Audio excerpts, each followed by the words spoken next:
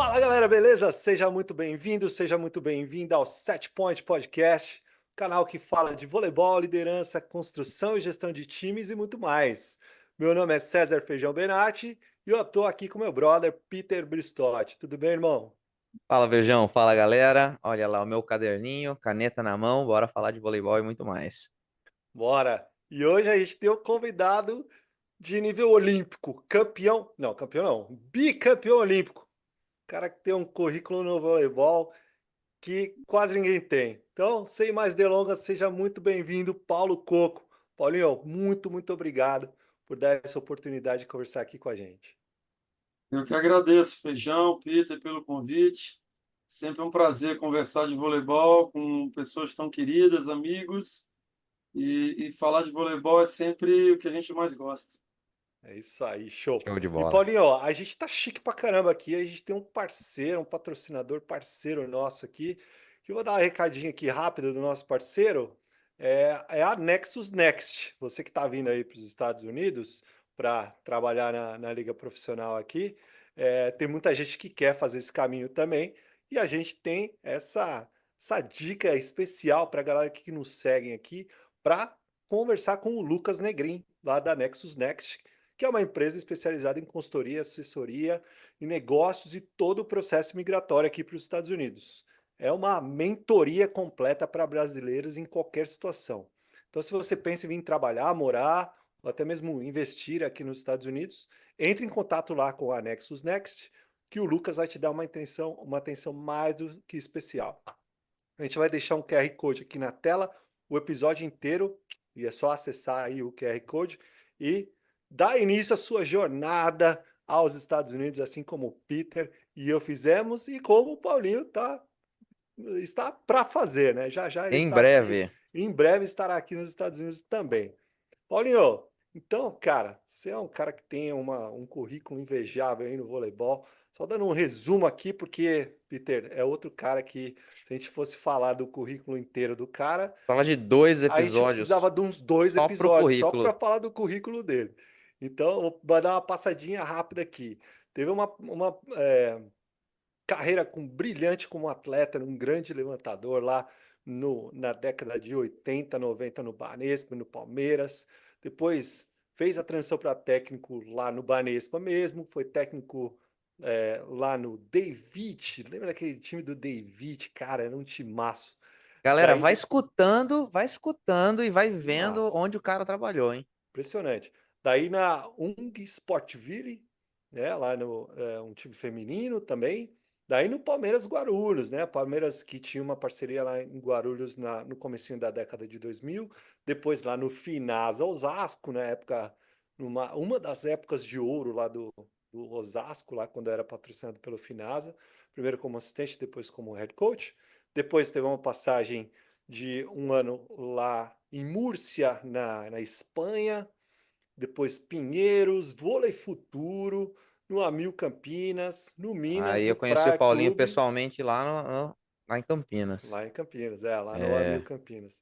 Aí no Minas, no Praia, que são os dois clubes que hoje em dia dominam aí o cenário brasileiro, no, na seleção brasileira desde 2003. A gente vai abordar bastante esse assunto seleção brasileira, Paulinho. E agora vai ter esse novo desafio na Love B no time de Atlanta. Paulinho, muito obrigado novamente por dedicar esse tempo para a gente. Fala aí, como que o voleibol surgiu na sua vida e como que isso tornou a sua profissão? Cara, o voleibol surgiu desde cedo, né? Eu, na escola, estudava num colégio de padres, em Recife, né? Chamado Colégio Nóbrega. Tinha um treinador que veio oriundo daqui de São Paulo, de São Bernardo, chamado Celso Assunção. Era um dos professores de educação física da escola. A escola é uma escola muito envolvida com esporte. Todos os semestres a gente tinha contato com diversas modalidades. Em cada semestre, na verdade, a gente tinha um contato com uma modalidade. E eu tive a oportunidade de praticar diversos esportes. O voleibol foi um que eu fiz na época de mirim, com 12 anos, na escola. Ficou um pouco de lado, mas a partir dos 15, 16 anos eu peguei realmente firme na época de infantil, infanto-juvenil, com o Murilinho Amazonas, um Murilo, finado Murilo Amazonas, um grande Murilo. técnico pernambucano Fera. que me iniciou na carreira e daí participando a partir do infanto-juvenil de equipes adultas, participando do Campeonato Brasileiro de 82 em Brasília, né, onde a gente ficou no mesmo hotel que Pirelli, o time de Blumenau, aquelas grandes equipes dos anos 80, né? Aquilo me trouxe uma paixão incrível e eu segui carreira como jogador e depois tive sorte de ter oportunidade de vir para São Paulo e seguir a carreira como treinador, como sequência. Você veio na mesma época que o Murilo, porque o Murilo trabalhou em São Paulo há muito tempo também, né? O Não, eu vim Murilo na Amazonas. verdade antes. Na verdade foi assim, Veio eu antes jogava dele. com o Murilo, ele antes de vir para São Paulo para a Telesp, ele foi para um Mato Grosso, um time chamado Copasa. Ah, Isso não foi em sabia. 85. Eu, na verdade, assumi o lugar dele numa escola que chamava Colégio Boa Viagem, lá em Recife, né? Eu entrei na faculdade, então eu ia para a faculdade de manhã, dava treino para a escolinha em Mirim à tarde e jogava à noite. Eu já estava num processo de transição de jogador para ser treinador, né? Estava me formando, estudando, mas no meio desse processo, no ano seguinte, 86, eu recebi um convite para vir para São Paulo para jogar profissionalmente pelo Banespa. E aí uma grande paixão que a gente tinha, larguei tudo e vim encarar esse desafio e colocando na minha cabeça que o que eu podia acontecer comigo era voltar e continuar o que eu estava fazendo, né? Mas eu tive muita sorte de conhecer grandes atletas, grandes treinadores. Dar sequência na minha carreira de jogador, tendo um aprendizado muito grande com todas essas pessoas, né? Em um momento que eu voltei a estudar e em outro momento que eu por um convite, decidi parar de jogar e seguir a carreira de treinador. E muito bom, Paulinho. E conta pra gente, como é que foi nessa transição, né, de atleta para treinador? Você falou aí pra gente que você trabalhou com escolinha, com mirim, Uhum. e depois, né, com adulto e tal, já em São Paulo. É, quais foram para você os maiores desafios de deixar de ser atleta? A gente conversa com muita gente é, muitos treinadores que no começo, e acho que até é meio comum, né? A gente reproduz muito treino que a gente fez, Exato. né? E aí depois a gente vai começando a estudar um pouco mais a fundo, tem coisa que funciona, tem coisa que não funciona. E você começou a ser treinador numa época em que tava muita mudança, né, na área do treinamento esportivo, né? Uhum. Como, conta aí pra gente, quais foram os grandes desafios de se tornar técnico de vôlei? A minha experiência ela foi um pouco diferente, né? Porque eu, antes de vir para São Paulo para jogar profissionalmente, eu já comecei a estudar educação física em Recife, na Federal de Pernambuco, e dar treino para Uhum. escolinhas, mirins, e jogava à noite no time adulto, né, do clube, e ajudava as categorias de abaixo, né, juvenil, infanto e tal. Então, tanto é que nessa tive a oportunidade de ser o primeiro técnico do Marcelo Negrão, né? Nesse meu mirim, o Marcelo jogava. Apesar de ser paulista, o pai dele tinha se transferido para Recife e com 13 anos, nesse meu primeiro ano, ele era um dos atletas, né? E aí eu Uau, que parei coisa um pouco. bacana, não sabia. Bacana. Então, foi muito diferente, porque eu tive essa experiência, né, com essa galera, e aí eu parei aquilo completamente, porque eu vim Hum, jogar profissionalmente em São Paulo. Deixei, inclusive, de estudar, porque eu treinava um período, tinha uma mudança de treinar 2 períodos aqui, apesar de, naquele momento, que era 86, o esporte, o voleibol, ele ser um esporte semi-profissional. A gente vivia um profissionalismo, mas oficialmente era semi-profissional. A gente era hum. pago pela Banezé, do Banespa, mas a gente só treinava. Nós éramos contratados como agentes de divulgação do banco, né? E a gente treinava 2 períodos só para fazer aquilo lá. E eu deixei de estudar porque tinha que treinar 2 períodos, eu não estava acostumado, tinha que me adaptar, tinha que acostumar.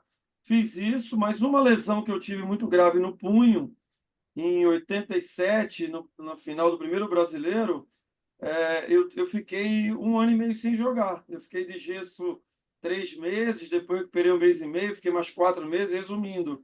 e fiquei 1 ano e meio sem jogar. Então eu pensava, poxa vida, o que é que eu vou fazer da minha vida se eu não jogar? Aí eu decidi voltar a estudar. Hum, Então eu pensei em estudar enquanto estava jogando, voltei a jogar, aí recuperei bem tudo, aí tive a oportunidade de, nesse período, joguei no Banespa de 86 a 92. 92 eu saí do Banespa, aí tinha uma vontade de morar fora, fui morar nos Estados Unidos, tive uma experiência, morei em San Diego por 1 ano. Na verdade, eu queria ganhar bolsa da universidade para jogar, né? uhum, Mas eu fui muito tarde, eu fui com 25 anos, apesar de ter ganho bolsas de grandes universidades, eu não pude jogar, voltei para o Brasil, aí joguei mais alguns anos no Palmeiras, joguei um pouco vôlei de praia, aí voltei, teve um convite para vir para o Palmeiras, joguei no Palmeiras, retomei meus estudos de universidade. Eu queria, no lugar de me formar com 4 anos, que 8 anos eu me formasse estava bom. Terminei me formando com 4 anos, mas nesse interim, joguei no Banespa de 93 a 96. Em 96, eu recebi um convite para jogar. Na verdade, quando eu vim jogar no Palmeiras em 93, foi a época do Palmeiras Parmalat, né? Que o Brunoro tocava aquele projeto muito bem feito, e ele trouxe o Renan de volta da Itália. O Renan tinha parado a carreira dele de jogador, problemas particulares de família, e assumiu aquele time do Palmeiras. Na segunda temporada, o Renan queria que eu mesmo jogando, assumisse a equipe infanto-juvenil do Palmeiras, né? E eu falei para ele, olha, eu não tenho condições, porque eu vou para a universidade cedo, tenho que treinar de manhã, o período que eu tenho que descansar, né? Eu já sou um jogador mediano, o período que eu tenho que descansar, se eu for dar treino, acho que eu não vou render. Não topei aquela ideia, né? Mas ele saiu do Palmeiras, foi para a equipe do Chapecó, só que em 96 ele me fez um convite para ser auxiliar técnico dele na equipe que eles estavam montando no Chapecó São Caetano, né? E eu tive prestes a aceitar esse convite. Foi a primeira pessoa que me convidou a trabalhar. Só que no mesmo momento eu recebi um convite do Montanaro, que era atual gerente do Banespa. Nós tínhamos jogado juntos, né, no Banespa por vários anos, né? E recebi um convite dele para ser auxiliar técnico junto do Zé Roberto.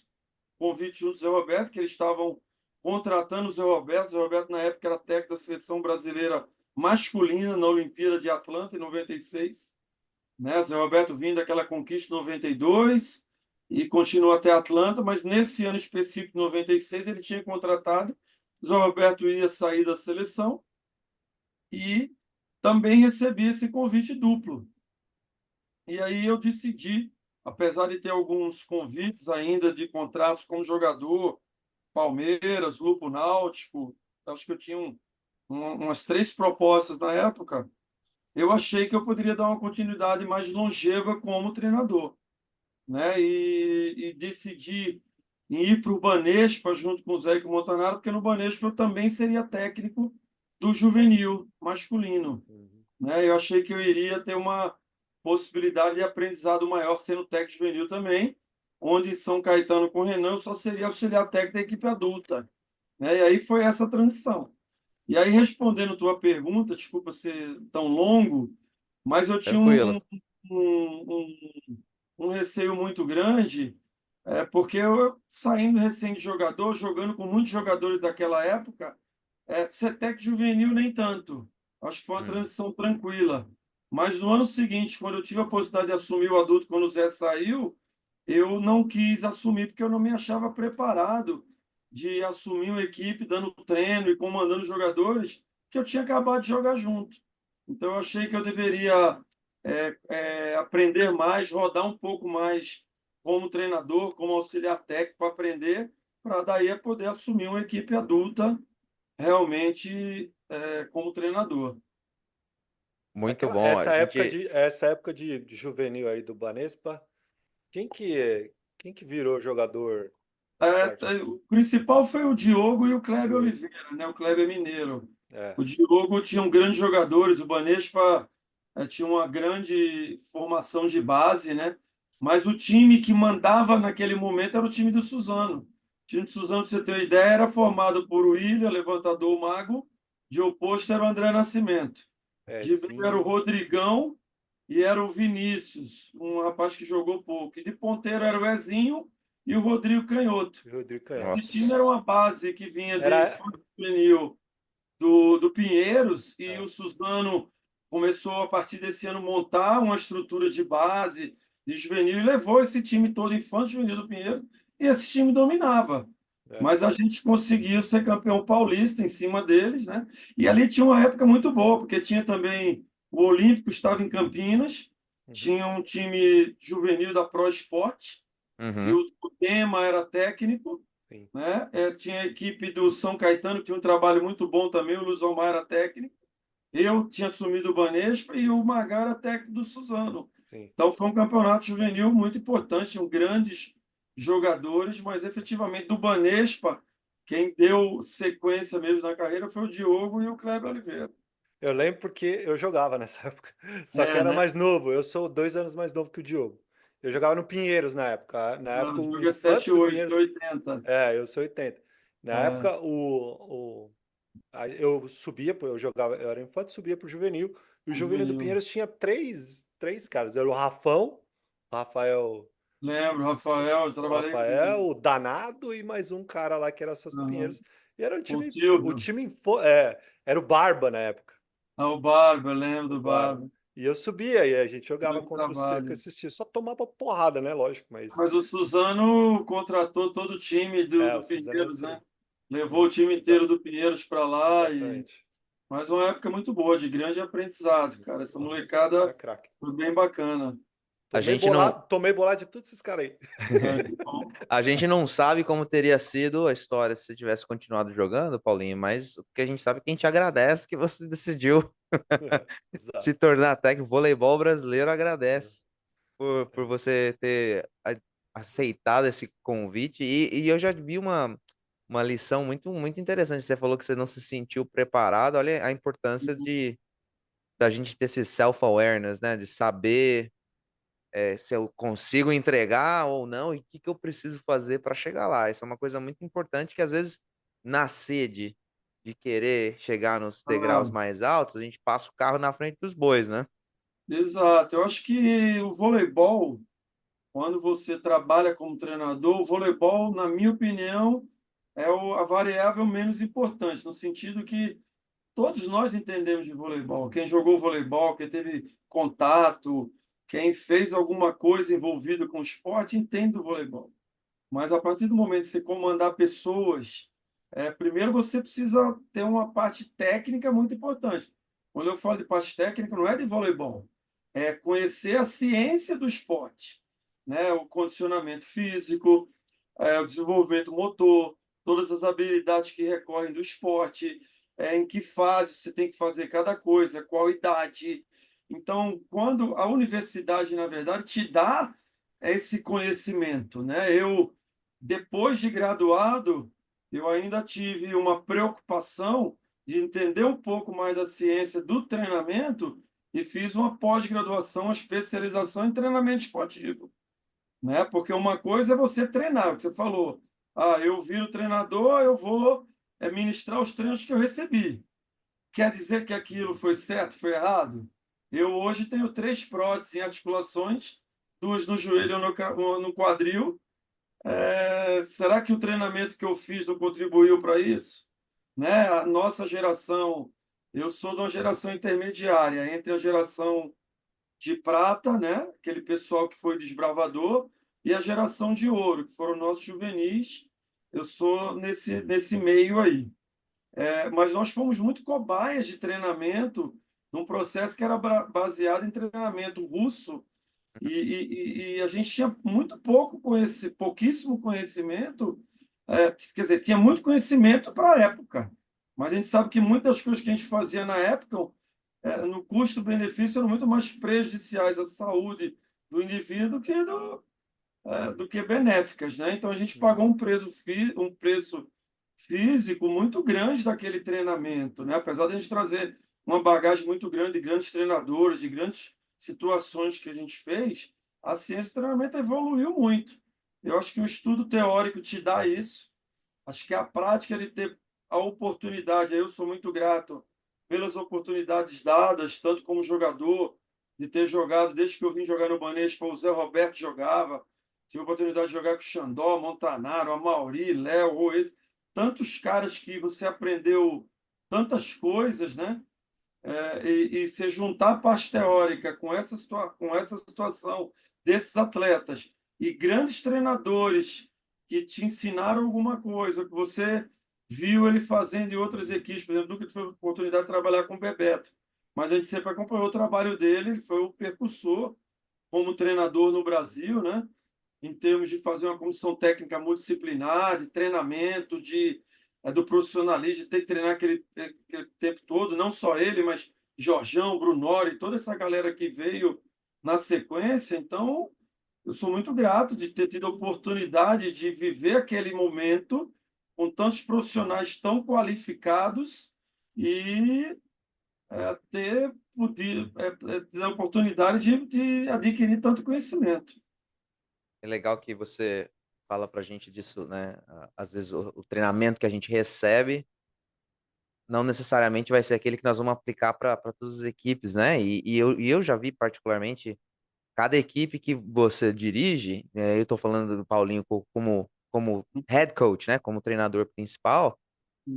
cada ano é diferente. Você pode estar no mesmo grupo, no mesmo clube, às vezes até com a mesma base de atletas, mas cada ano você tem um grupo diferente, aí vai precisar encontrar a melhor forma de jogar e tal. Então, isso é importante, né, Paulinho? Não é porque eu trabalho com o sub-12 que todo sub-12 joga da mesma forma, ou todo sub-17 joga da mesma forma.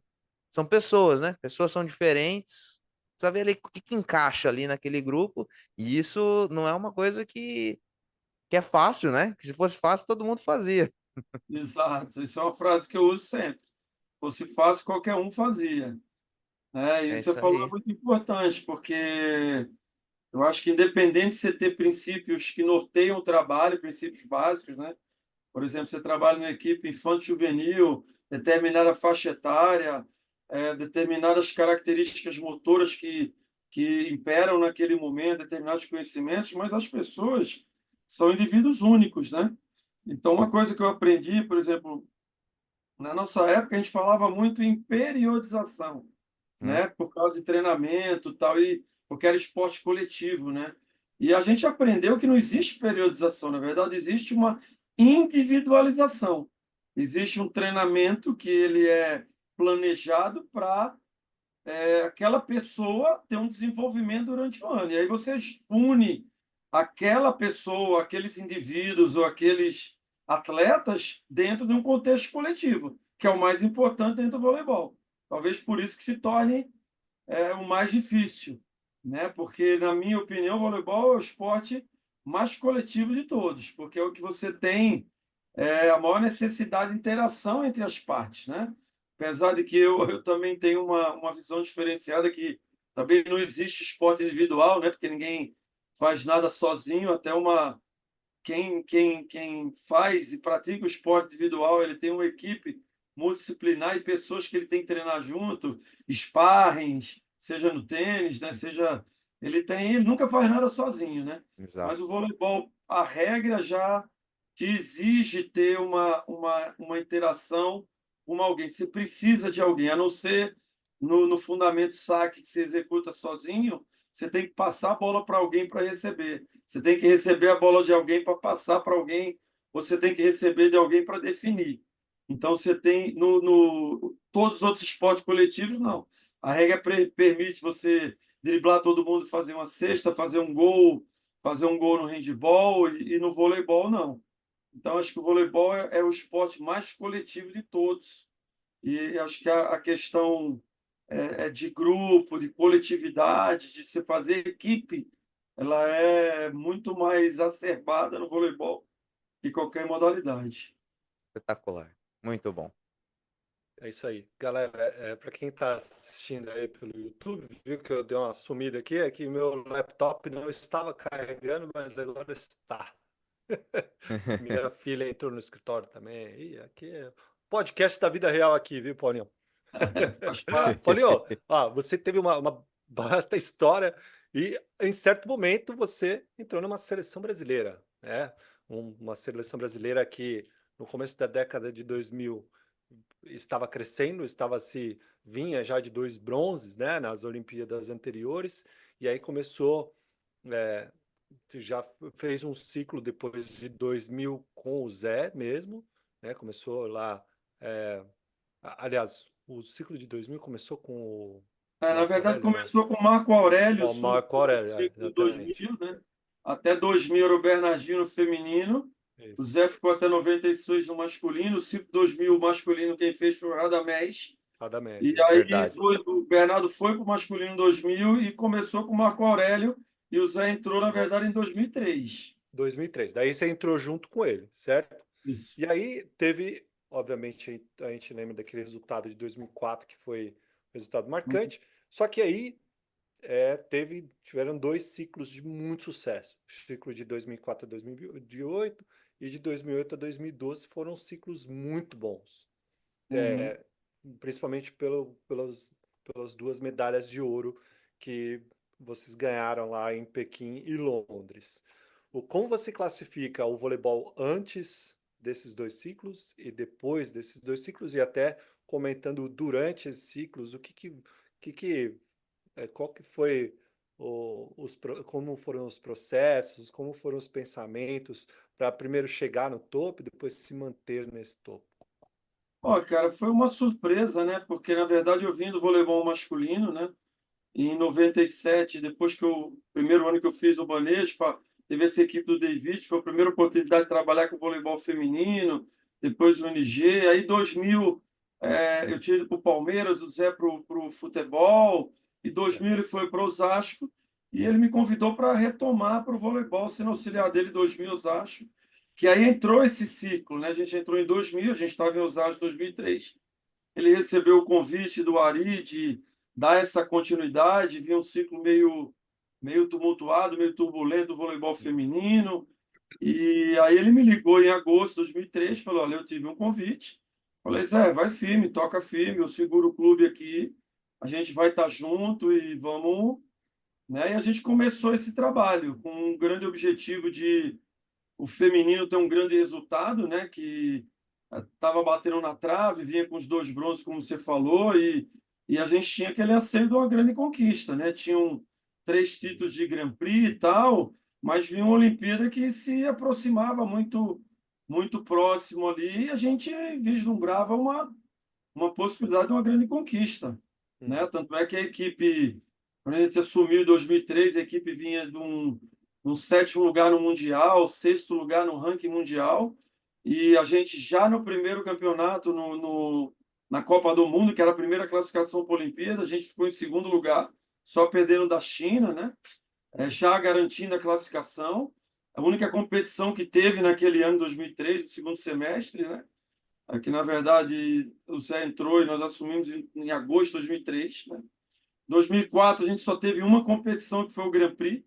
A gente se tornou campeão na Itália do Grand Prix, né? Uhum. E chegou como um dos favoritos para a Olimpíada de Atenas, né? E a gente teve a possibilidade aquele jogo fatídico do 24-19 de quebrar aquela barreira da semifinal, fazer uma final, a gente não conseguiu, foi uma coisa inexplicável, né? Até hoje, Não dá para mas explicar, eu né? acredito sempre em merecimento e maturação, né?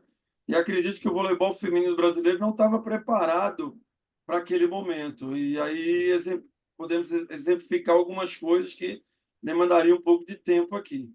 Mas aí aquele resultado, na verdade, norteou muito do trabalho futuro, né? De a gente não ter conseguido e uma geração muito talentosa, mas que a coletividade não se sobrepunha sobre as individualidades, né? E ali começou uma mudança de trabalho nesse sentido.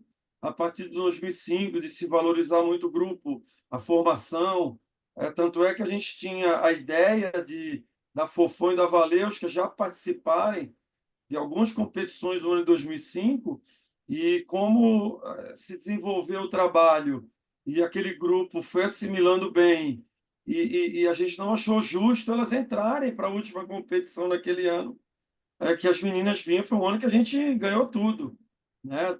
Historicamente, os anos pós-Olimpíada, a gente teve praticamente 100% de aproveitamento. Uhum. E aquele foi o primeiro ano que aconteceu isso, né?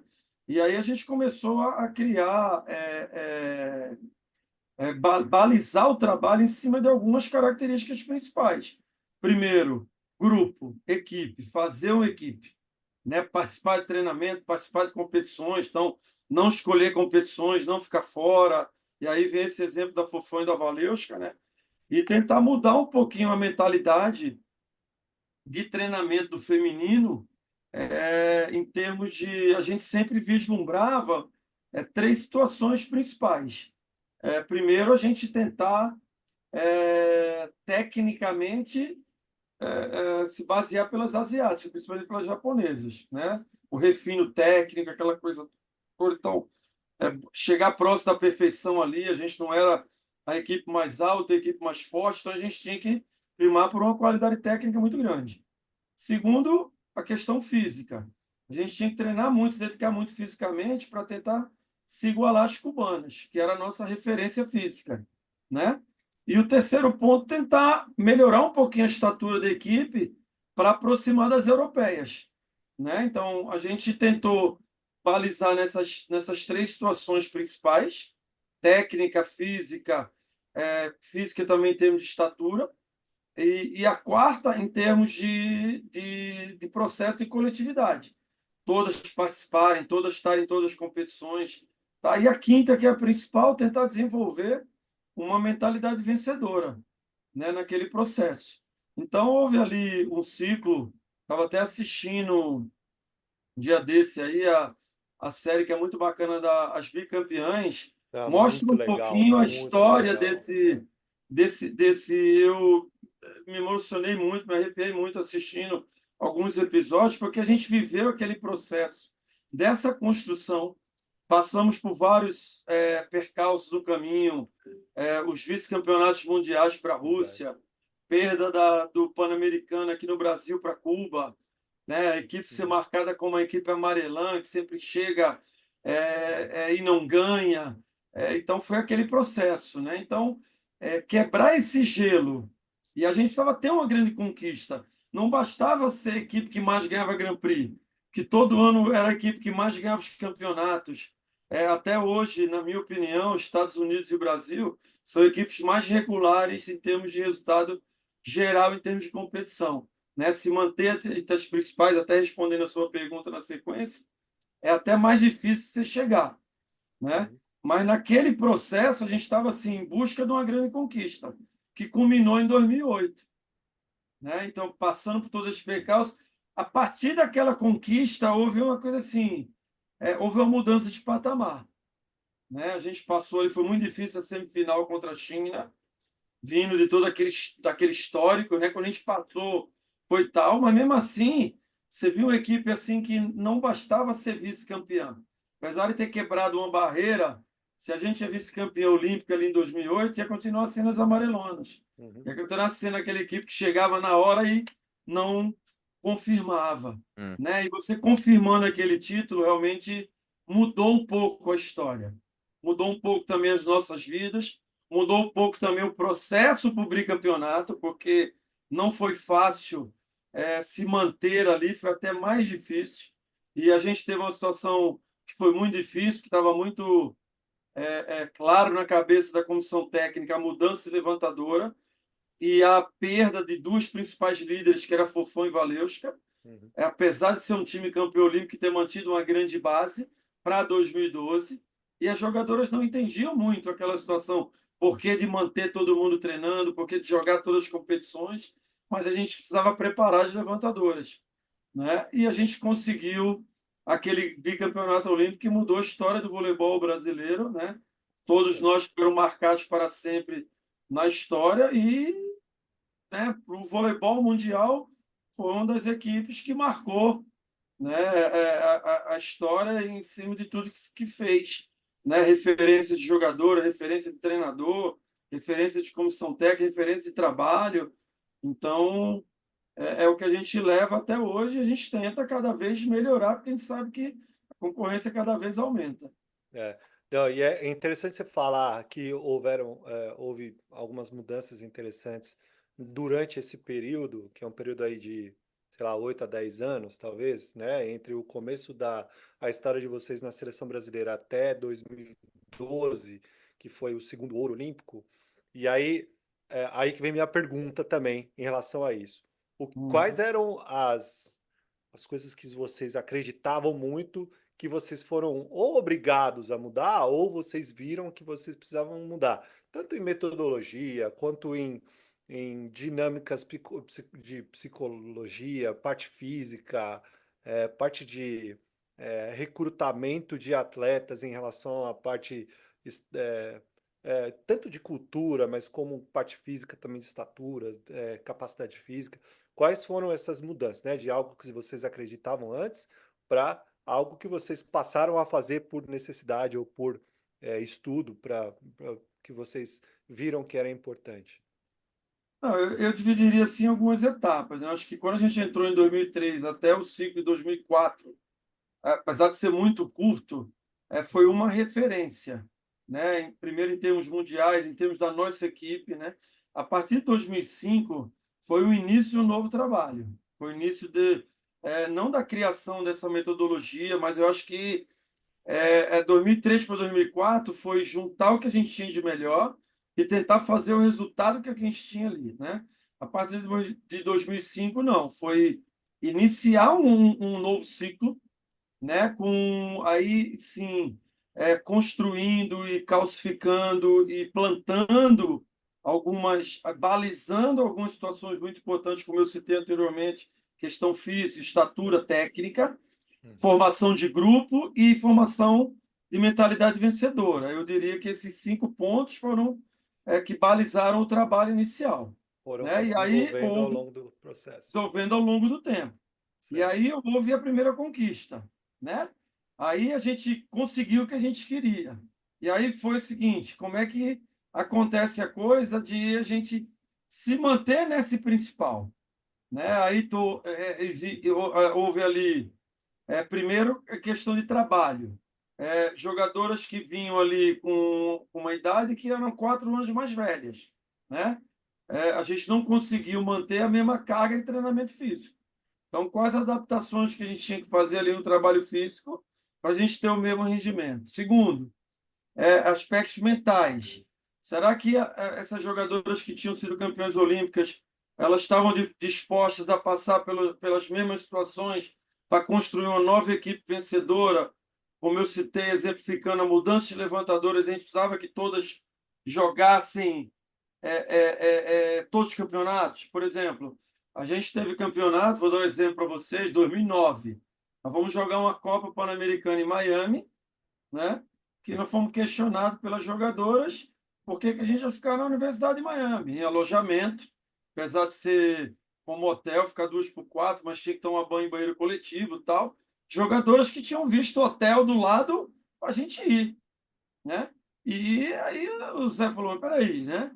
Aí a gente olha do lado, o Kirali, o Kashkirai, auxiliar técnico da seleção americana, ganhou tudo ficando na universidade, né? Aí você olha e fala assim, mas peraí, né? Então existe uma mudança de mentalidade de quem ganha, né? Não é fácil você se manter exatamente por causa disso. Então ali foi a primeira dificuldade. Você teve que fazer um trabalho também e aí vem alguns confrontos, vem algumas situações que mas isso eu não faço mais, fiz porque tal, mas hoje, né? Quer dizer, você muda de patamar, mas você não pode esquecer o que te trouxe até aquele nível, né? Talvez você não consiga repetir o que a gente estava falando, nós não vamos manter o mesmo trabalho, mas quais são os ajustes e as coisas que eu tenho que fazer, né? E aí também tem mudança de equipe, né? Você é campeão olímpico com um grupo, uma parte daquele grupo não vai dar continuidade, você vai ter que inserir outras atletas nesse contexto. Como que você vai manter uma equidade na equipe, né? Com metade campeã olímpica, metade que está chegando e tem o anseio de conquistar alguma coisa, mas você vai ter 2 grupos dentro de um time, então você vai ter que fazer um time. Então Uhum. tem várias coisas aí várias variáveis que são importantes, né? Outra também, obviamente, uma das mais importantes são os seus adversários, que é o que te norteia, né? O que vem do outro lado, né? Quais são as gerações, quais são os seus adversários. Então, também houve uma evolução a nível mundial dessas equipes, né? Para a gente se manter ali. Então, a gente teve um ciclo muito difícil de 2008 a 2012, apesar de a gente ter conquistado o bicampeão olímpico, né? Não foi fácil, a gente vinha de 3 vice-campeonatos no Grand Prix, né? E você se manter lá em cima, eu diria que não diria que é mais difícil, é muito difícil você ganhar, né? E aí aquele jargão, né? É mais difícil se manter. E a gente passou por esses processos aí de ter que formar uma nova equipe, de manter quem tinha ganho a mesma fome de quem não tinha ganho, né? Então são processos que você passa de ciclo em ciclo. Isso entendi. E aí, depois desses 2 ciclos de ouro, veio um do Rio que, para mim, foi um tropecinho ali, porque foi um tropeço mesmo, infelizmente, né, em casa.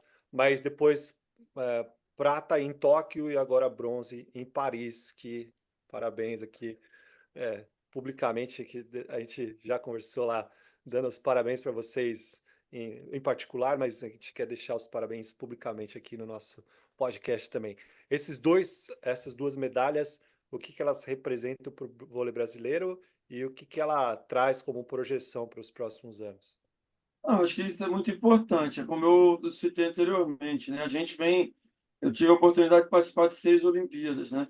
A gente falou de um fracasso muito importante, foi um quarto lugar em Atenas, né?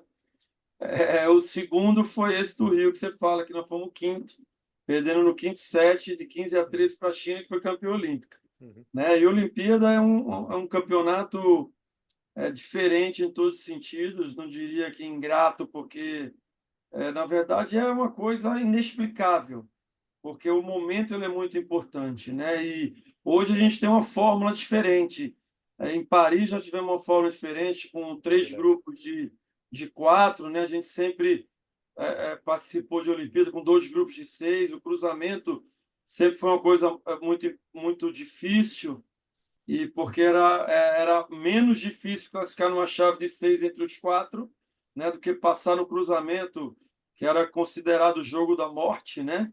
E ainda nesse formato ainda ficou, porque quartas de final é jogo eliminatório e Uhum. só diminuiu a quantidade de jogos na fase de grupo, né? Uhum. Mas eu acho muito importante sempre estar entre as melhores equipes, brigando por todas as principais competições, né? Então, você se manter no pódio sempre, eu acho que é a coisa principal. Você não vai conseguir ganhar sempre, né? Então, você está entre as principais equipes, entre as 4 principais equipes, está sempre na semifinal. Se você conseguir estar sempre no pódio, ganhando medalha, mostra uma qualidade de trabalho grande, é muito importante para a gente. Isso é óbvio que a gente sempre quer ganhar. Eu sou um que sempre venho batendo na tecla com essa geração, que a gente tem sempre que mirar muito grande, pensar sempre no topo, no topo, no topo, porque assim que a gente vai tentar e de novo conseguir ganhar uma medalha de ouro, ser campeão mundial, que a Uhum. gente ainda não tem, né? Pensando dessa maneira, mas a gente sabe que a dificuldade é muito grande, se manter entre os principais é sempre o principal, né? E a gente talvez tenha a melhor média aí de dois títulos olímpicos, uma medalha de prata, uma medalha de bronze, né?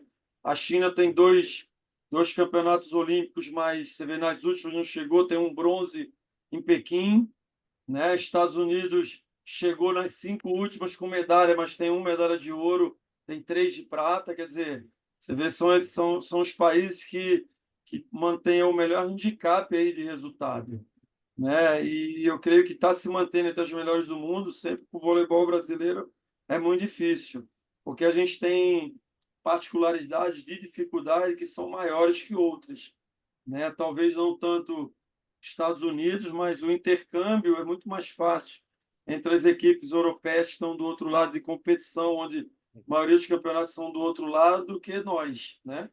E Estados Unidos tem uma dificuldade menor que a gente, que é a quantidade de material humano que se tem nos Estados Unidos em virtude do campeonato universitário, apesar de ser diferente a forma de disputa, mas é muito mais fácil uma adaptação com material humano capaz do que, né, a gente tem um número muito mais restrito em termos de quantidade de jogadores que os Estados Unidos, né?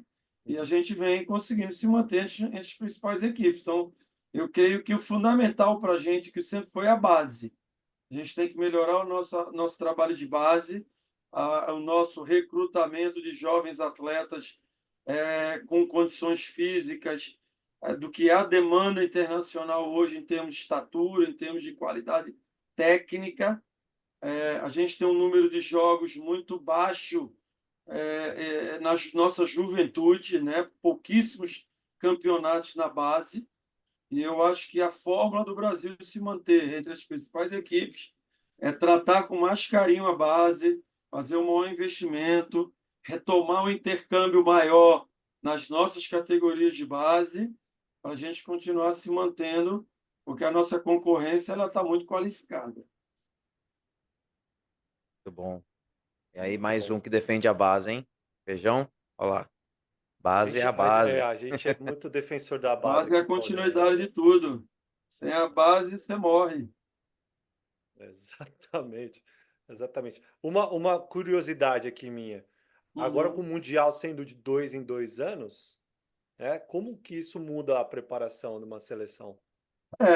Aí é um pouco diferente. A gestão já há um tempo. O calendário ele foi massacrando um pouco, né, os participantes, tanto, principalmente as jogadoras, mas nós também que participamos de clube de seleção muito.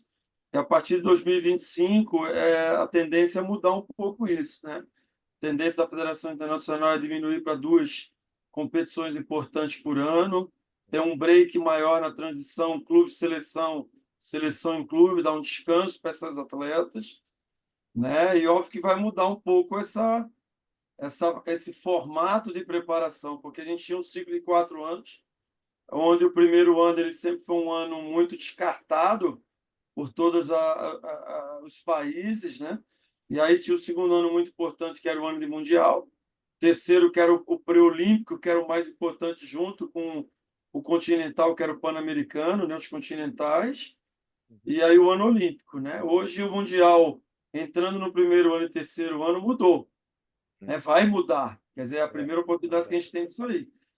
Tanto, na minha opinião, quanto o ranking vem mudando, né? Porque antigamente muitos países, muitas seleções, eles abdicavam de diversas competições, né? Priorizando algumas, e hoje a gente vê que não é possível fazer isso, porque o Não vai ranking dar mais. te elimina de competição por classificação, te coloca em chave mais difícil. As equipes nos últimos Jogos Olímpicos, tanto Tóquio quanto Paris, as equipes que optaram em segurar jogadoras na VNL, no Grand Prix, pré-competição, nas competições anteriores, foram as que não tiveram os melhores resultados. Então, cada vez mais o ranking e o formato desse calendário vem mostrando a necessidade de se ter uma equipe forte, com muitas jogadoras, que você possa ter elas participando de todo o ciclo e de todas as competições. É óbvio que vai ocorrer uma diminuição no número dessas competições internacionais, que vai contribuir também. Nós não vamos ter tantas competições, né? Pelo que eu escutei falar. Então, nesse ano será o Mundial VNL, aí vai ter o ano dos continentais, que é uma discussão muito grande também, o quanto que os continentais participam disso, né? Então, eu acho que vai ser interessante. Não dá para responder ainda, mas a experiência que eu tenho em relação à mudança que o ranking ocasionou, eu acho que o Mundial também, 2 anos, mas com a Olimpíada, você fica com um ciclo completamente cheio, né? E a Realmente. VNL, do jeito que vem acontecendo, e esse ranking, tem cada vez mais interessante que você tenha que obrigado a ter força máxima em todos os jogos, não em todas as competições. Ouvindo você falar dessa mudança no calendário, me parece que as equipes, as seleções, elas vão ser meio que, não sei se obrigado é a palavra certa, mas ou forçado a ter um plantel maior de atletas em condições de defender a seleção. E aí a Sim, gente volta no que você falou da base, né? A gente vai precisar isso, formar mais atletas para ter um grupo maior de atletas lá no claro, adulto em claro. condições de defender a seleção. Apesar que você tem esse ajuste do calendário, com o intervalo maior descanso na transição clube-seleção, seleção e clube. A diminuição do número de competições garante também uma participação maior das suas jogadoras, né? Mas é óbvio que a base ela é sempre importante na continuidade, na renovação. A gente Hum, conseguiu se manter porque veio uma geração aí com uma capacidade física que permite a gente poder treinar, desenvolver, acreditar que elas possam se tornar grandes jogadoras e vencedoras mentalmente, que é o mais importante. E muito agora bom. a cultura está estabelecida já há muitos anos já na seleção brasileira. Então, isso é espetacular, muito bom. Muito bom. Mas vem Paulinho, coisa nova, hein? Tem coisa nova é, aí na carreira do você Paulinho. mencionou os Estados Unidos algumas vezes na sua fala, então vamos falar de futuro, então. League One Volleyball, né? A Love B. Você vem para cá, a equipe de Atlanta, e aí eu queria perguntar para você, primeiro, como é que surgiu esse convite de vir para cá? Conta pra gente. Eu vou até dizer Love BA, né? Eu Love espero que BA. seja a liga número um, né? A principal liga dos Estados É verdade. Unidos. Eu sempre tive um interesse muito grande estudando, né, os nossos adversários e o que eu, por exemplo, quando eu entrei na seleção brasileira, só como exemplo, naquela época eu tinha uma filmadora, eu tinha um hábito de filmar os principais jogadores em cada posição. Pegava as levantadoras infiltrando em cada posição, o que é que elas faziam, passadoras e todos os fundamentos, eu fazia muito isso. E o voleibol americano eu sempre tive um interesse muito grande, exatamente por eles não terem uma liga profissional e como que eles se mantinham entre as principais seleções do mundo, né? E aí me vinha a curiosidade do desporto universitário, o que era feito na NCAA, né? Tanto é que eu tive a curiosidade de tentar participar como jogador em um momento, não consegui, mas sempre tive estudando, tive acompanhando, tive conversando com os amigos americanos, as comissões técnicas americanas ao longo desses anos, como era o esporte universitário, como se desenvolvia, né? E por que eles não tinham essa liga, né? E sempre foi um sonho deles, né? E esse ano, já há uns 3 anos que a gente vem acompanhando aí Atletas Unlimited, né? Desde o ano passado a PVF, a Pro Volleyball Federation, e eles começaram a startar isso e eu sempre escutava que existiam algumas ligas tentando se fortalecendo, estudando como que entraria, tal. E esse ano a gente teve a oportunidade de ser requisitado, né? Através da Love, recebi um convite, através da Daniela Scott, através do Thomas Nossa. Hogan, que é o diretor técnico da Love. Vocês falam Love B, né? Talvez meu inglês ainda tem É. que dar uma melhorada aí. Na Tá tudo verdade, certo, tá tudo certo. foi É. através deles, né? Recebi um convite, eles tinham interesse de ter alguns brasileiros na liga, foram atrás do Zé Roberto também, junto comigo, e o Zé tinha aquele vínculo com a Turquia, né? Eu no praia muito bem, mas essa intenção de conhecer melhor, de entender mais esse voleibol e esse conhecimento que eu tinha do que estava por trás desse grande investimento, desse grande desejo da comunidade americana de voleibol e até da comunidade mundial, né, de ter uma liga Com profissional. certeza, com E, certeza. esse balizamento que eles tiveram foi muito importante assim na minha decisão, né, cara? Ter uma oportunidade de participar dessa situação, todo mundo no mundo, apesar de ter um receio nesse primeiro momento, que foi a grande dificuldade, mas acredita que pode virar uma grande liga, né? E eu estou apostando muito nisso. Eu acredito, pelo que foi me apresentado, né, como projeto, a gente tentar fidelizar nesses 2 anos aí de liga tal, para depois se engatear para uma NBA do voleibol, né? E eu vejo que a gente está nesse, digamos assim, A gente está na gravidez, né? A gente está na gravidez. O start vai ser em janeiro, que a gente vai ter o nascimento desse filho, né? E aí nós vamos ter que cuidar bem, desenvolver, alimentar, tratar bem, cuidar da saúde e desenvolver. E eu acredito muito nisso. Espero que eu possa minimamente contribuir para que a liga se torne uma grande liga no cenário mundial.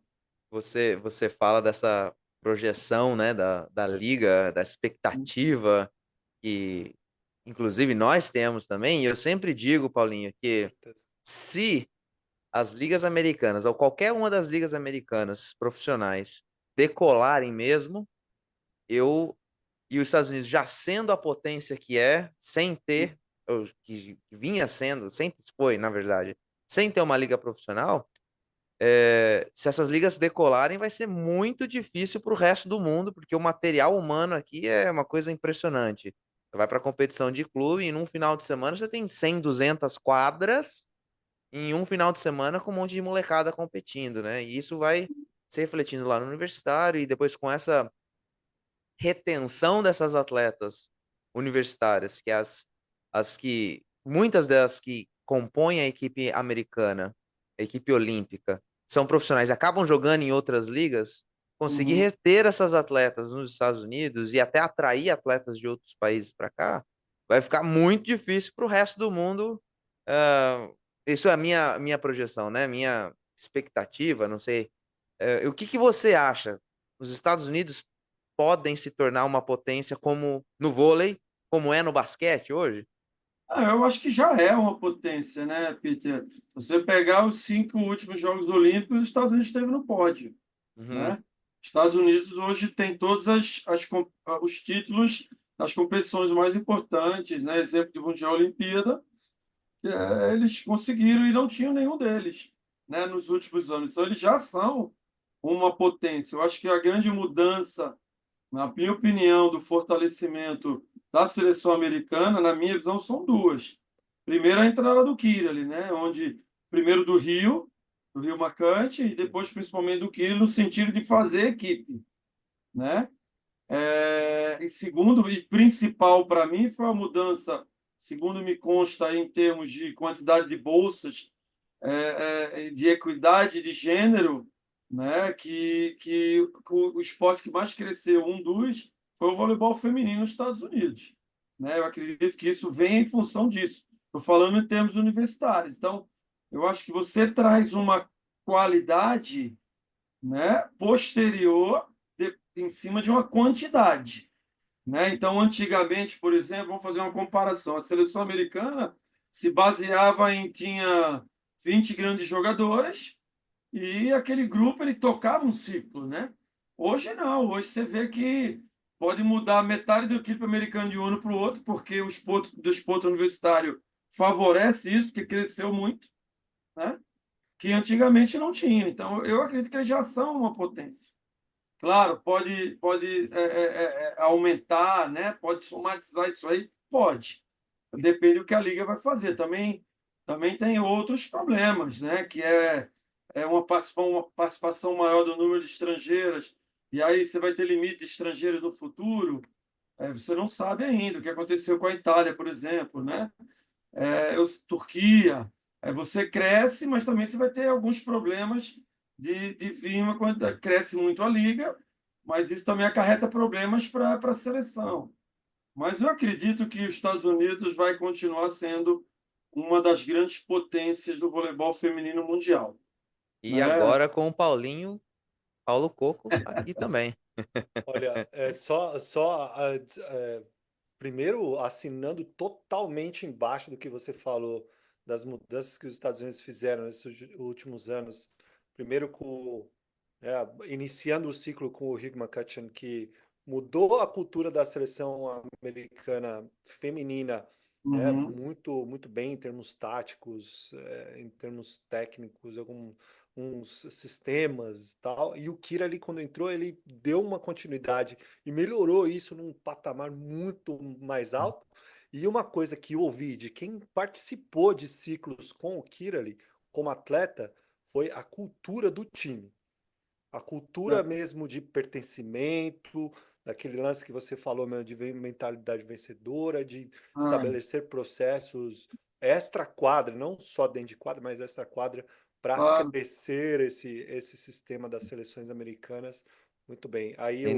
nós ouvimos isso da boca do próprio Killian na É, convenção, né? exatamente, Uhum, também. E aí você citou, né, a equidade de gênero, que é uma lei, na verdade, que é o uhum, Title IX, que é uma lei que diz que nos esportes universitários precisa ter equidade de número de possibilidades, não só de bolsas, mas de números de possibilidades para atletas masculinos e femininos. E eu vou uhum. adicionar uma, Paulinho. As seleções de base dos Estados Unidos agora, com um programa de desenvolvimento da base que eu participo, inclusive, Vai ser no lado do voleibol, vôlei de né? praia, né, no National Team Development Program, é uma coisa que vai alimentar as seleções adultas Exato, de uma maneira exato, absurda, né, e já exato. está sendo muito bem feito, né, o vôlei de praia, é, eu vejo muito mais no vôlei de praia porque eu participo do programa, mas o vôlei indoor faz o mesmo sistema, né, é o mesmo, tá É, tudo mesmo dentro do mesmo guarda-chuva, né. bem lembrado. Eles não valorizavam muito essa situação É, da não, base, né? Ao ser voleibol, nunca participaram de competições. E hoje eles vêm muito mais é, fortes nesse É. sentido. Então, quer dizer, a é, estrutura, a organização, o que a gente fez aqui nos anos 80, né, com o exato, NUSMA, exatamente. desenvolver ex-atletas como treinadores, desenvolver campeonato, fazer tudo isso, intercâmbio, né? É, E isso é muito importante, é a fórmula, né? E o Kira, ele é um exemplo muito grande disso, não só como jogador, né? Como treinador e principalmente como pessoa, né? A valorização que você falou da equipe, eu fantástico, acho que não é a pessoa, né? Por isso que ele se tornou o jogador que ele foi, porque ele foi o jogador que fez muitos jogarem bem ao seu lado, né? verdade, E esse é o exatamente. grande lance para mim a grande chave, né, da equipe do esporte coletivo, da coisa da competição e do voleibol, como eu disse, de ser o esporte mais coletivo, né? Você não ter uma dependência de pessoas individualmente, né? Eu acho que sai uma pessoa, mas pode entrar outra com a mesma capacidade, até melhor, tal, e o sistema se alimenta dessa maneira. Eu acho que você não depender de ninguém é fundamental, né? Muito bom. Isso aí, galera. Cenas dos próximos capítulos. A gente vai ouvir muito falar da League É, One Volleyball com Paulo Coco aqui. Então, e, vamos nos ligar nessa competição, nessa nova liga profissional aqui que promete. e você vai ter uma assistente japonesa e um porto-riquenho, certo? É, Já, eu acho bem legal, acho que isso é o legal pra caramba. formato da Love no sentido de dividir bastante isso, de ter o domínio de todos os times, tentar equilibrar nesse primeiro momento, Uhum, fazer uma competição bastante equilibrada, né? Eu estou muito motivado, está muito assim, o campo ele está muito aberto, a cabeça muito aberta no sentido de tentar conhecer todo mundo. Tenho falado com muitas jogadoras, né? Estamos trabalhando nos bastidores, conhecendo as atletas, claro, claro. falando individualmente com elas, fazendo diversas reuniões. Já tive com o pessoal da diretoria da Lobby. Hoje a gente vem conversando muito com o staff de Atlanta, com o pessoal do A5, que é o clube que a Lobby Claro. adquiriu em Atlanta, Uhum. que onde vai ser a nossa sede, né? Na nossa estrutura organizacional. Que, aliás, é o clube número 1 da base aqui, hein, Dos Estados Paulinho? Unidos. É É, o eu ouvi ranqueado falar, número o 1. clube, É. exato. Então, muito legal isso. E esse projeto também da Love, né, do Youth até o Uhum. profissional, linkar com Exato. os clubes, é isso Exatamente. Muito que legal. realmente motivou bastante, tem motivado. Estou muito, assim, uma expectativa muito grande, contando os dias para poder ir trabalhar, me inteirar com essas jogadoras, me entrosar, tentar entrar, entender a Love. Vão ter algumas mudanças de regra também que a gente tem que se adaptar em termos de substituições e aquele sistema americano, que tem O alguma. americano adora isso. Então, É. sistema, e a gente tem que se inserir, na verdade, nesse Uhum. sistema, né? Aprender o mais rápido possível, a se adaptar. Acho que essa mescla também de culturas, tem um auxiliar que vem do Japão, mas que é americana, é uma levantadora, né? É, Jogou 92 pelos Estados Unidos, 96 pelos Estados Unidos. A Yoko Sutherland, muito legal. O Angel Rodrigues, um porto-riquenho, jogou 8 anos na seleção porto-riquenha, é um treinador do 17 do A5, vai ser um diretor operacional, né? Então, muito legal essa interação com diversos ex-jogadores, né? E fazer esse processo. Então, estamos nos adaptando aí, primeiro online, né? No home office, mas, se Deus quiser, a partir de outubro aí já pessoalmente mexendo os pauzinhos aí na organização. Muito bom, muito Muito legal, bom, muito muito legal. bom. Estaremos ligados, com certeza.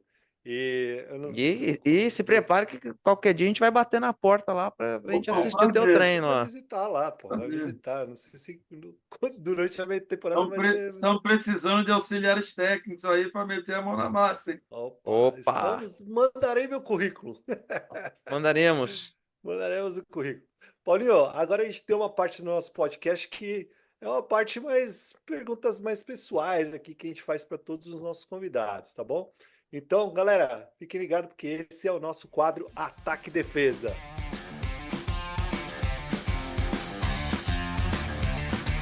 Bora, Paulinho. Então, a gente vai fazer uma sequência aqui de 11 perguntas para você e aí você responde aí do jeito que você quiser, beleza? Vamos lá. Então, a primeira é a seguinte: nos conte um momento importante ou marcante da sua vida que influenciou quem você é hoje. Eu acho que essa mudança de sair de Recife e vir para São Paulo foi uma mudança grande. Primeiro de sair morando com os seus pais, tal, e vir para um processo diferente, mas acreditando num sonho, né, e correndo atrás dele. Isso me fez ser uma pessoa completamente diferente, mas o berço familiar foi muito importante para mim, né, na educação que meus pais me deram. Muito bom, Excelente, muito muito bom. bom. Paulinho, qual é ou quais são seus livros preferidos ou de cabeceira? Eu tenho muitos, né? Até Vamos separei anotar. aqui dois que eu notei. Eu Ah, gosto muito legal. de biografia, mas um que eu sempre estou acompanhando algumas coisas do livro do Michael Jordan, né? Nunca deixe de tentar. Tem muitas lições aí. Outro que eu uso muito, em termos de liderança, é esse barco também é seu. É um capitão americano, chama Michael Abrashoff, fala da formação da Marinha Americana, mas me interessa também muito pelo que aconteceu na vida de diversas pessoas, principalmente os esportistas, né? Li biografia do Agassi, do Federer, do Nadal, gosto muito de tênis, obviamente, já perceberam, Aham. mas eu acho que que essas pessoas passam e como elas pensam, esses grandes vencedores, são sempre grandes lições. Muito Interessante bom. que muitos dos nossos convidados citam biografias Dos dos grandes atletas. tenistas, cara. Paulinho, eu Ah, sempre passo para as minhas atletas o livro do Jordan, que é um livro pequeno, é, Pequeno, todo muito mundo. fácil, É muito fácil de ler, muito muito legal, tranquilo. E eu falo assim, ó, galera, tem eu que ler tenho. esse livro aí durante a temporada. é isso aí. Muito É bom, muito legal. um bom dever de casa. É, muito legal. Excelente. Paulinho, terceira pergunta aqui. Quem são os seus mentores? Olha, cara, eu considero meu mentor todos as pessoas, mas principalmente os treinadores, os profissionais que contribuíram muito na minha formação. Então, eu posso falar em diversos, né? Eu acho que o Zé Elias foi meu preparador físico, depois a gente começou a trabalhar junto, né? Eu joguei junto com o Zé Roberto, depois ele tem sido um grande mentor ao longo desse tempo todo, porque é uma grande pessoa, um grande profissional, né? Acho que o Josenildo foi um treinador que marcou muito, porque mostrou muita situação de formação técnica e o quanto que o estudo era importante para a gente, em termos organizacionais, né? Acho que o Bebeto foi uma grande referência em termos de treinador e comissão técnica aqui no Brasil, né? E ultimamente eu tenho trabalhado muito com Hermes Balbino, que é um Hermes, ex-preparador físico da muito seleção querido. brasileira de basquete, que se especializou na área da psicologia e tem grandes insights de trabalhar. E desde que eu tive contato com ele na seleção brasileira, onde 10 anos ele foi psicólogo da base do feminino. Mas eu, desde que fui para praia, trouxe ele ao meu lado para a gente discutir o trabalho, trazer um lado mais mental, que eu não tenho muito conhecimento, e a gente tem com muitas trocas bacanas ao longo desse processo. Então, é um cara que eu tenho discutido muito ultimamente, todos esses processos que eu tenho nas minhas equipes. Levei Muito, ele para praia, né? Há 3 anos atrás. Hoje ele é o psicólogo que trabalha diretamente com praia, né? Trabalha um pouco desenvolvimento da área mental, né? O pessoal tem muito ainda no Brasil uma mentalidade diferente em termos disso, né? Psicólogo é problema, é porque o time não ganha, é porque isso não, é a gente lidar com as situações do dia a dia de uma maneira mais assertiva, né? E essas pessoas tenham esse conhecimento mais apurado que nós. muito bom. O Hermes foi meu professor na faculdade e depois se tornou um grande amigo. Hermes, se estiver ouvindo aí, um beijo no teu É, coração. um grande Muito, cara. muito, muito, muito gente fina, muito gente fina. E o que você falou, a gente conversou com um convidado aqui outro dia, Paulinho, não lembro quem foi agora, já foram tantos, que agora eu já posso me dar o luxo de esquecer quem falou, tá vendo? Aí, É, pelo que a por favor. preparação física, a preparação psicológica, ela é tão importante quanto a preparação técnica, física, Foi o fazer Edu parte, Gordo. o Gordo falou, É, exatamente, o o Edu. Certeza. Tem que fazer parte da preparação, porque se você trouxer somente quando deu a zica, É, Peter, aí na já vai, verdade, aí vai ser difícil, né? o que manda na nossa vida chama-se isso aqui, né? Isso aqui é que norteia todos os nossos princípios e o que a gente faz para um lado ou para o outro, né? Então, Muito você bom. ter uma cabeça saudável é sempre importante para você desenvolver um trabalho também que seja saudável. boa. Excelente. Paulinho, próxima pergunta aqui, quarta pergunta. Você é onipotente agora, mas você pode mudar somente uma coisa no mundo do esporte. Se você pudesse mudar uma coisa no mundo do esporte, o que que Mais seria? relacionado ao que eu vivi ou ao esporte de maneira geral? De uma maneira geral, o que você quiser. Olha, eu pegando como exemplo o Brasil, eu mudaria toda a formação esportiva brasileira, Hum, né? Eu teria uma obrigação que o esporte fosse como uma disciplina normal de formação.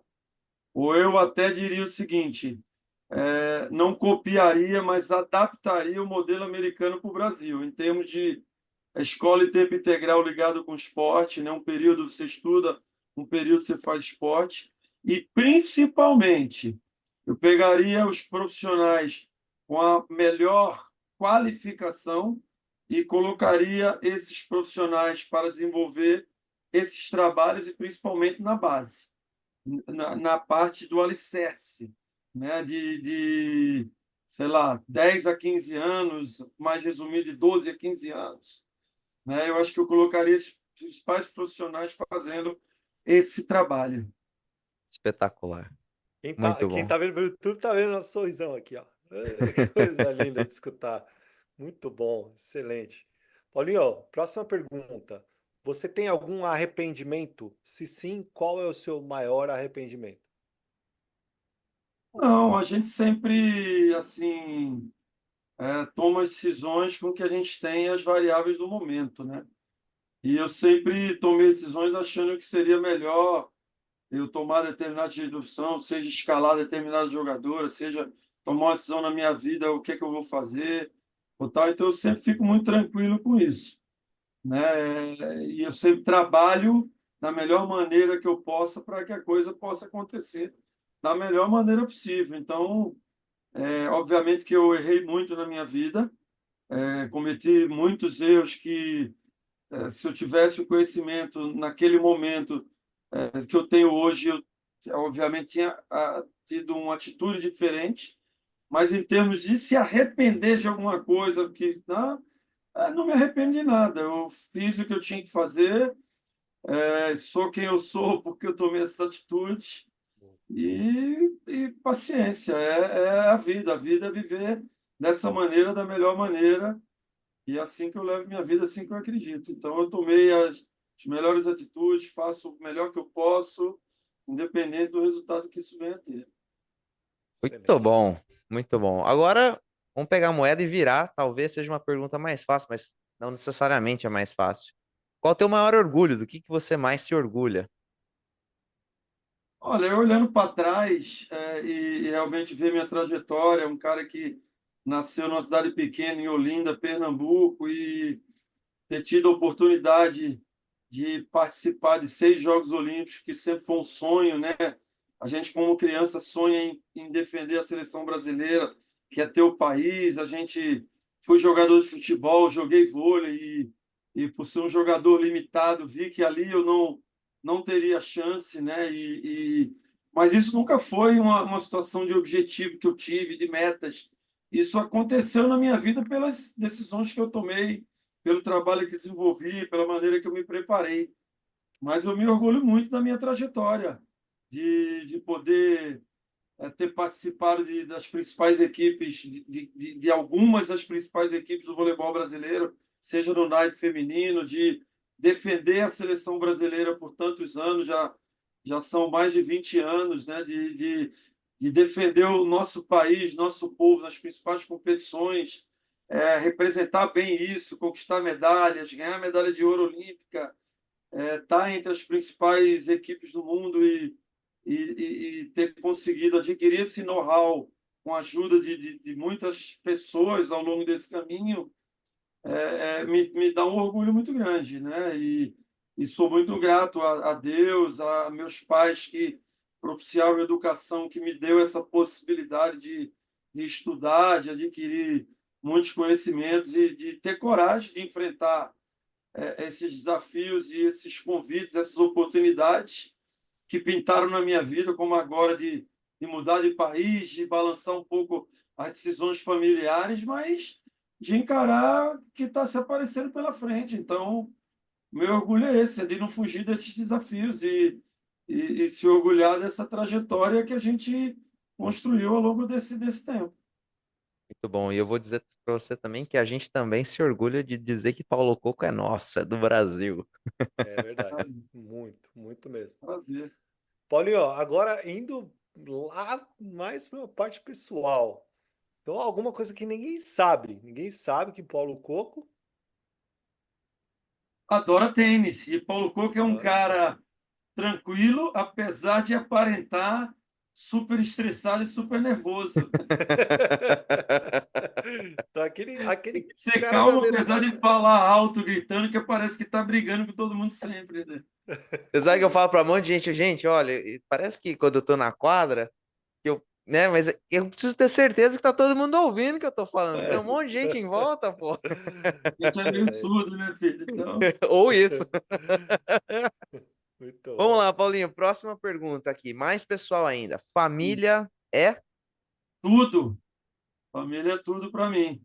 Sem ele, tenho uma esposa maravilhosa que é a Paula, que é um grande suporte que eu tenho de levar essa vida de cigano e de maluco, correndo atrás da nossa paixão, que é o voleibol. E ter 2 filhos maravilhosos, a Gabriela e o Felipe, que hoje estão crescidos. Gabriela com 25 anos, uma marqueteira de mão cheia, o Felipe que está entrando na vida profissional agora, estudando engenharia de produção, mas trabalhando no mercado financeiro e são tudo para mim, né? Junto com meus pais, meus irmãos e toda a minha família. Muito bom. Muito bom. Na mesma linha, Paulinho, esporte é? Esporte é a minha paixão, é o que eu fiz desde sempre. Sou um felizardo de viver do esporte até hoje, fazer o que eu gosto com muito amor e, apesar de ser trabalho, não é trabalho nenhum, é um prazer e uma paixão muito grande viver do esporte, e principalmente do voleibol, que tem sido o meu combustível, né, de vida, o que me faz ainda, né, correr atrás das coisas, respirar, sofrer e mudar de país para sonhar mais alto, buscar novos desafios. Boa. Cara, eu Muito bom. concordo com você Ó, a gente, a 200%. gente vive, a gente So- tá nessa. Somos suspeitos para falar, né, Feijão? É, Paulinho, esse projeto que o Feijão e eu nós temos aqui, a gente quer crescer, trazer, compartilhar conhecimento, trazer pessoas do mais alto gabarito, como você. E para isso a gente quer pedir a ajuda de todos os nossos convidados. Indica para a gente 2 pessoas para a gente poder ter um bate-papo como esse. Uma eu já citei, que é o Hermes. Eu acho que é um cara que pode agregar muita coisa para vocês aí, porque é um cara que veio do esporte, tem conhecimento esportivo, mas também muitas estratégias mentais de grupo, coisas muito importantes, vem trabalhando com isso, com empresa, é cara que trabalha com gestão de cidades, né? Também foi envolvido na vida pública, então tem muita experiência em diversas áreas, né? Outro também que eu citei, vocês têm um conhecimento muito grande do Fábio Correia, que é discípulo dele, mas acho que os Elias de Proença também pode agregar muito para vocês em termos de uma formação acadêmica, é professor doutor, né? Quase livre docente, um estudioso nato, um cara que você, perdão, me cutucou muito de continuar se reciclando, estudando. Fiz formação de Pilates por causa dele, tenho uma formação completa de Pilates, busquei maior conhecimento de preparação física, e é um cara que a gente teve uma troca muito grande, porque é um cara que veio da área acadêmica, e eu acho que a gente, do pessoal da bola, do esporte, também ensinou muito a ele de o que é o treinamento, o que é a realidade do dia a dia do treinamento, o sentimento do jogador, o que funciona ou não, né? Os tipos de jogadores que a gente tem, que a gente jogou junto, que o livro não te ensina isso, né? O leão de treino, o cara que é morcegão, mas que na hora que passou do 20 é o que chama, o cara bom de grupo, tal. Então, todo esse conhecimento prático, acho que foi muito importante essa troca que a gente teve com ele, né? Então, hoje ele é um cara muito mais completo, não só em termos teóricos, mas traz uma prática muito grande, um conhecimento da área física como ninguém. Então, acho que são dois caras que podem agregar muito para o esporte de uma maneira geral, com o conhecimento deles. Excelentes Muito bom, dois indicações. nomes Não vou falar do Zé pesadíssimos. Roberto, porque dispensa, né? Esse Os é um dos apresentadores, nossos sonhos. Vamos chegar lá. dada a minha Bom, Vamos ajuda, chegar lá. vamos fazer um corte e mandar para ele. para ele. Então, para É, eu não falar dois, eu vou falar três, o Zé Roberto. Zé Roberto. Muito Eu acho que é um bom. cara que Vamos traz muita usar isso. experiência aí. Eu tive a oportunidade, quando eu vim jogar nesse meu primeiro ano no Banespa, ele era o levantador do Banespa, então eu conheci o Zé ali. E a gente ficou 10 anos, assim, apesar de ter se conhecido, e em 96 a gente foi trabalhar junto. Mas a gente, desde 96, a gente mantém uma amizade muito grande. Foi um cara que eu tenho um agradecimento ímpar, obviamente que no esporte é o cara que eu mais agradeço, porque foi o cara que mais abriu oportunidades para mim, né? Como treinador, como pessoa, a gente tem amizade familiar, né? E apesar de trabalhar juntos, o respeito é muito grande. Acho que a gente cresceu muito junto com a nossa convivência, né? Então, um agradecimento público aqui. E é um cara de conhecimento ímpar, né? A gente diz, para mim, é um dos gênios do esporte. Então, se vocês tiverem a oportunidade de conversar com ele, sem dúvida nenhuma, coisas que vocês nunca ouviram. Ele, Conversaremos com ele certeza. tá na maior prateleira de todas. De Na todas. mais Para alta. mim, na Isso aí, prateleira número um tem uns 5 caras e ele é um deles. com certeza. Espetacular. Paulinho, a gente tem aqui principalmente técnicos de voleibol que nos ouvem, que acompanham o nosso projeto aqui, que acompanham o nosso trabalho lá nas mídias sociais, tudo mais, grupos, mentorias, tudo isso.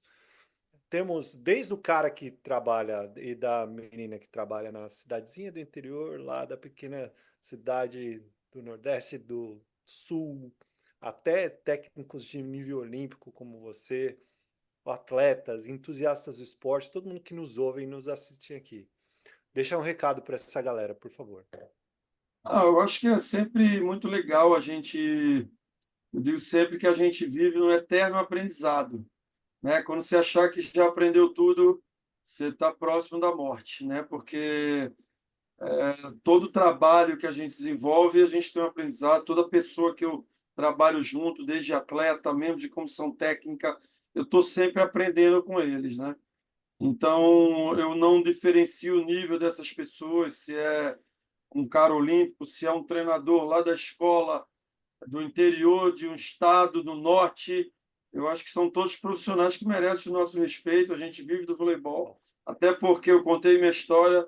Eu sou um desses caras que saiu de uma escola lá de baixo, tive a sorte de chegar num nível diferenciado, mas acho que todas as pessoas que trabalham com paixão, que fazem o nosso esporte, voleibol, crescer e dão sua contribuição para desenvolver pessoas, criar cidadãos melhores, pessoas melhores, e que a gente possa contribuir minimamente para ter um mundo melhor, eu acho que são pessoas que merecem o nosso respeito, né? E eu agradeço muito o convite de vocês. Vocês vêm fazendo um trabalho muito legal. Conheço vocês há muito tempo, mas desde a gente trocar ideias em grupos de WhatsApp de treinadores de base e ver a intenção desse desenvolvimento de um crescimento pessoal, mas também de contribuir de alguma maneira para o desenvolvimento coletivo, ajudando essas pessoas através desse conhecimento, apesar de a gente ter falado pouco de coisas técnicas aqui, mas eu acho que sempre existem insights, existe uma mensagem deixada, existe alguma palavra que a gente proferiu aqui que serve para alguém, vai contribuir de alguma maneira. E o meu desejo é sempre esse, né? Que se eu, de alguma maneira, conseguir contribuir para que alguma pessoa ela melhore minimamente algum ponto, né? Eu acho que eu já estou fazendo a minha parte nesse mundo.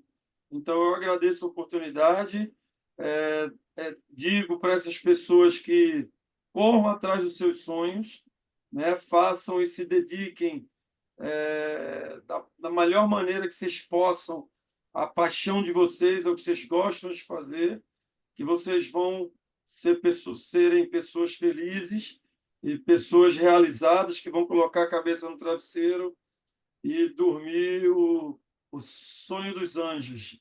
Então, né, que todas essas pessoas consigam ser dessa maneira.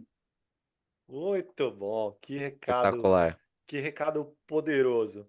Olha, muito obrigado de verdade por destinar esse tempo para conversar aqui com a gente.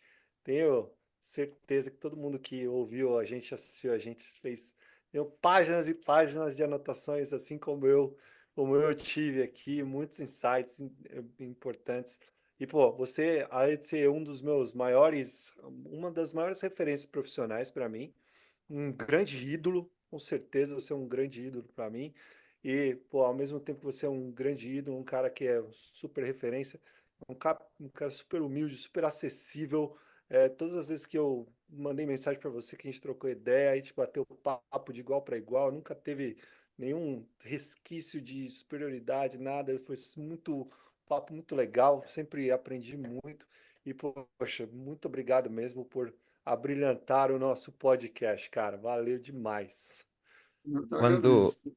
Isso. quando eu tava em Campinas ainda, e aí aquele disco voador do Vôlei a Mil pousou na cidade, eu falei, cara, eu preciso ir lá secar aquela quadra lá. Enquanto eu seco a quadra, o ouvido daqui vai estar aberto. Poxa, não era só uma grande atleta, uma grande equipe em termos de atletas, mas, poxa, era a comissão técnica da seleção brasileira que estava lá. E do lado da minha casa. E aí, daqueles anos lá, de 2012, 13, Paulinha, minha admiração por você só cresceu, cara. É impressionante toda vez que eu vejo você na quadra e as suas. E você sempre fala, né? Vamos, paciência. Quando eu ouço a tua voz, eu lembro de você lá nos tempos técnicos. Paciência, paciência.